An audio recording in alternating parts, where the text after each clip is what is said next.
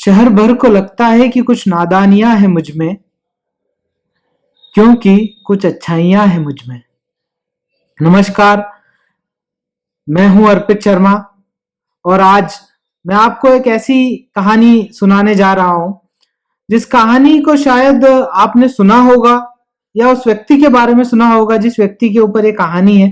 कहानी नहीं, एक सच्ची घटना कह सकते हैं कि एक राजकुमारी होती है और उस राजकुमारी को अपनी दिव्यता, अपने ज्ञान पर बड़ा ही घमंड होता है। वो बड़े बड़े ऋषि मुनियों को अपने राज्य में बुलाती है और उनके साथ शास्त्रार्थ करती है और वो बड़े बड़े ऋषि मुनि जो है उस शास्त्रार्थ में हार जाते हैं। कई बार वो ऋषि मुनियों का अपमान कर देती है। इससे उसके पिता को बड़ा दुख होता है।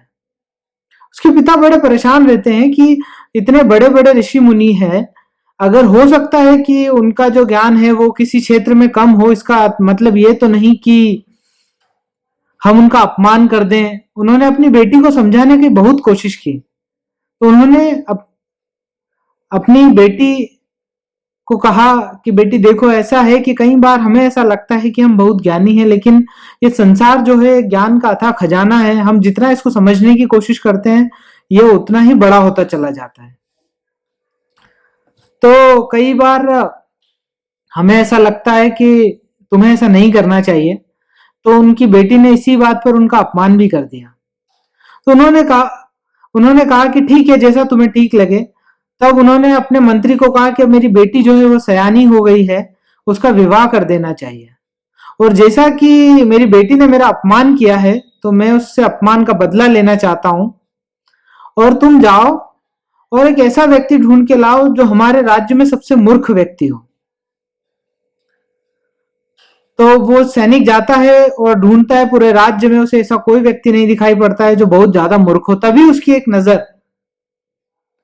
उसकी नजर जो है वो एक व्यक्ति पे पड़ती है जो किसी डाल पर या किसी कह सकते हैं कि पेड़ की शाखा पर बैठा रहता है और उस शाखा को ही काटता रहता है। और काटते काटते उस शाखा से वो खुद नीचे गिर जाता है, क्योंकि वो ये नहीं सोचता है कि जिस शाखा को काट रहा है वो शाखा पर बैठा हुआ है और वो नीचे गिर जाएगा। तो जो मंत्री होता है उस व्यक्ति को पकड़ के राजा के पास ले आता है। राजा उसके कपड़े बदलवाता है, उसे एक युवराज की शक्ल दे देता है और कहता है कि तुम्हारा विवाह हम राजकुमारी से करेंगे, तुम्हें बस इतना करना है कि चुप रहना है, तुम्हें कुछ कहना नहीं है। वो जो लड़का रहता है वो कहता है जी ठीक है, मैं चुप रहूंगा। अब राजकुमारी के पास ले जाया जाता है और राजकुमारी से कहा जाता है कि बहुत ही विद्वान है और इसकी विद्वता का ज्ञान जो है पूरी संसार में कहते हैं प्रचार प्रसार है, लोग इसे जानते हैं। तो राजकुमारी कहती है कि मैंने तो इसका नाम कभी नहीं सुना, तो मैं कैसे मान लूं कि ये विद्वान है। तो मंत्री कहता है कि तुम इससे जो भी सवाल पूछोगी इसका जवाब देगा। तो राजकुमारी उससे कई सवाल पूछती है। उससे पूछती है कि इस दुनिया में ब्रह्म कितने हैं। तो जैसा कि उसको बोला गया था कि चुप रहना है, लड़के को कहा गया था कि चुप रहना है, तो लड़का एक उंगली उठा देता है और कुछ कहने वाला होता है। तभी जो मंत्री कहता है कि देखो, इसने बता दिया कि ब्रह्म एक है। लड़की खुश हो जाती है। ऐसे ही वो 5 सवाल पूछती है, 5 सवालों के इशारों में वो लड़का जवाब दे देता है। उसका विवाह उस लड़के के साथ हो जाता है। वो लड़की जब उस लड़के के घर पे पहुंचती है और कुछ दिन रहती है तो उसे पता चलता है कि इससे बड़ा मूर्ख तो दुनिया में कोई है ही नहीं। तभी वो दोनों छत पर बैठे रहते हैं, छत की मुंडेर पर बैठे आपस में बातें करते रहते हैं। लड़की बड़ी दुखी होती है अपने अंदर से, अपने पिता के ऊपर उसको बड़ा ही क्रोध आता है और वो क्या करती है कि उस लड़के को छत की मुंडेर से धक्का दे देती है। चूंकि लड़का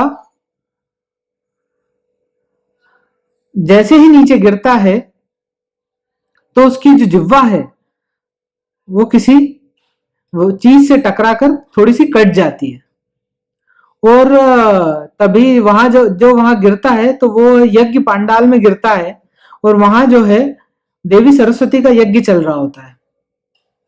उसकी जिह्वा की कुछ रक्त बूंदें उस यज्ञ में गिर जाती हैं और देवी सरस्वती उससे प्रकट हो जाती हैं और कहती हैं कि हे युवक, तुम कौन हो जिसने मुझे प्रसन्न करने के लिए अपना जिह्वा का रक्त दान कर दिया, रक्त समर्पण कर दिया। तो वो जो कालिदास जी रहते हैं, कालिदास जी कुछ बोल तो पाते नहीं क्योंकि जिह्वा कट चुकी थी, और तभी वो इशारा करते हैं कि मुझे विद्या, उनकी जो पत्नी का नाम रहता है विद्या, उसने नीचे फेंका है। वो ये कहना चाहते थे लेकिन वो इशारों में सिर्फ इतना कह पाते हैं अपनी कटी जुबान से कि विद्या। तभी माँ सरस्वती उससे प्रसन्न होती है, उनसे प्रसन्न होती है और उनको तथास्तु कहकर चली जाती है और उन्हें विद्या का ज्ञान हो जाता है। उसके बाद कालिदास जी ने कितने ग्रंथ लिखे हमें और आपको सब पता है। उनके द्वारा लिखी गई रचनाएं आज भी जीवंत हैं। और उस बात से ये बात समझ में आती है, उस कहानी से ये बात समझ में आती है कि कई बार जीवन बदलता है। हो सकता है कि लोगों ने अपने हिसाब से जो जुबान कटने की बात है और सरस्वती ज्ञान की बात है ये बदल दी हो सकता है कि उन्हें ज्ञान कुछ और बात से मिला हो, लेकिन ये तो सत्य है कि जीवन बदलते वक्त नहीं लगता। यदि उस लड़की के भविष्य में कोई विद्वान लिखा था तो वो मिला है। अगर आपके जीवन में भी कुछ लिखा है तो मिला है। हो सकता है कि आज जो चीज आपके पास हो आपको लग रहा हो कि वो कम है,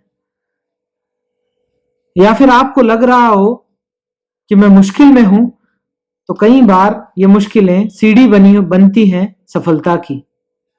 तो डटे रहिए, जुड़े रहिए, लाइक शेयर और सब्सक्राइब कीजिए। जय हिंद, जय भारत।